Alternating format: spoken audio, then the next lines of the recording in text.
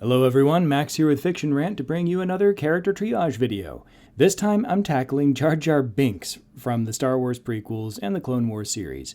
As before, I want to propose relatively minor fixes to characters that don't require rewriting the entire story, so while I love the concept, I will not be talking about Darth Jar Jar. Little background first. Introduced in Episode 1, The Phantom Menace, Jar Jar quickly stood out as the annoying let's appeal to the little kids character.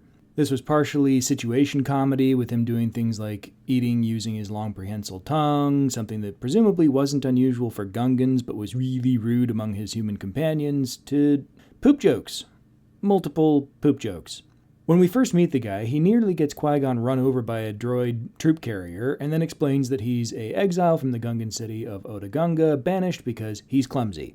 More specifically, he crashed Boss Nass's personal submarine and got banished for it. He ends up joining with Qui-Gon and Obi-Wan duo and helps them to reach Queen Amidala and get off their planet, and later gets promoted from exile to General of the Gungan Army, also by Boss Nass. And then sometime between episodes 1 and 2, he's made the Gungan representative at the Galactic Senate, where he serves as a well-intentioned but terribly naive patsy for Palpatine to manipulate into proposing massive power concessions to the Chancellor, Palpatine himself, and helps pave the way for the establishment of the Galactic Empire. So, what's the problem?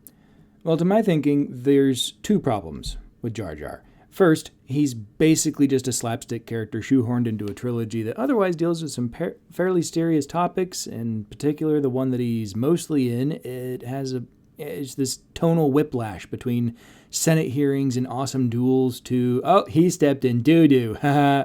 Half the film we have, oh no, the citizens of Naboo are dying in droves due to the Trade Federation occupation. But hey, look over here, Jar Jar just got his tongue stuck in some energy binders. Isn't that fun, kids? Tonally, it's all over the place. Now, I'm not opposed to a bit of humor being inserted into my serious stories to try to break the tension a bit, but there's levels. In the original trilogy, you had plenty of serious moments, like Empire Strikes Back is a pretty serious film overall. You have Han, Leia, Chewie, and the droids all being hunted down by a fleet of Star Destroyers. So let's break up the tension a little bit by having Han annoy Leia and bully C-3PO a little bit.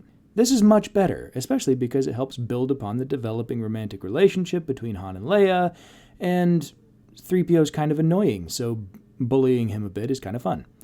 As a bonus, it didn't even involve any particularly childish jokes.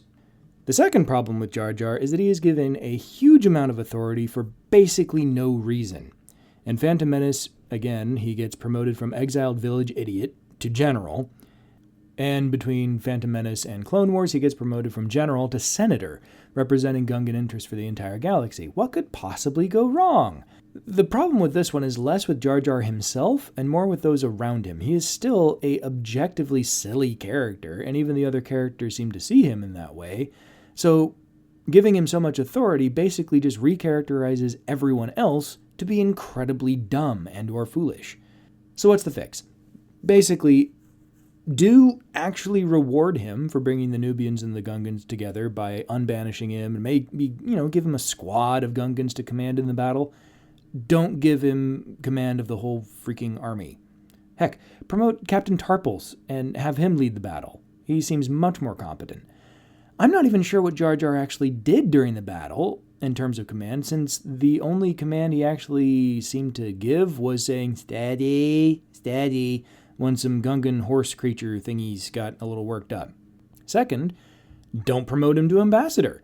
Certainly keep him around for connections with the Nubians, mostly Padme, that he's forged, but he never demonstrates any capacity for actual diplomacy. He just idly mentioned one time that the Gungans maintain a grand army, which incidentally was so grand that it got crushed by the Trade Federation well before they got all Confederacy and started really investing in their military. Yeah, the Trade Federation army at the time, in case you don't know, was basically just glorified security forces, since that's really all they could get away with under the Galactic Senate. It worked fine against the Nubians because they were very under-militarized considering their remote location in the galaxy, but in terms of an overall military power, they weren't all that formidable. So, who should get the promotion instead of Jar Jar? Well, Boss Nass comes to mind, though I am a little bit biased ever since I learned that he was voiced by the great Brian Blessed, who is a living legend. Alright, small tangent to Gus about one of my favorite, oh yeah, that guy, actors. Brian Blessed is a giant of a man who really only ever plays over-the-top characters, and it's always wonderful. He's probably best known for playing Prince Voltan, the Hawkman in the 1980 Flash Gordon movie, but even in his personal life, the man is absolutely insane. He's attempted to climb Everest 3 times without supplemental oxygen, and is the oldest man in the world to get to 28,500 feet in that way without supplemental oxygen. And he did that when he was 68. He's also the oldest man to have reached the magnetic North Pole on foot, where he claims to have punched a polar bear on the nose. So yeah, let that guy be the Gungan ambassador. That'd be amazing. We wouldn't even need a significant rewrite to swap out the 2 characters, since apparently Qui-Gon was able to manipulate him, so Palpatine would have absolutely no trouble doing the same thing to get emergency powers that, normally, previously Jar Jar proposed that. But other than that, honestly, the first issue I have with him, just being a objectively silly character, that doesn't actually need to change much. You can keep him around for comic relief and stuff, just don't make everybody else dumb by having them give him a ton of authority when they know that he doesn't deserve it, and they know that he will probably mishandle the authority he's given. Jar Jar's a fool. Don't make everybody else a fool by proxy. But what do you all think? Would these fixes help enough, or is just Jar Jar a lost cause? I'll mention again, I want to avoid major rewrites to all of the stories, so that's why I'm not going into Darth Jar Jar, even though I absolutely love the idea. But I think my less extreme change would really help a lot as well.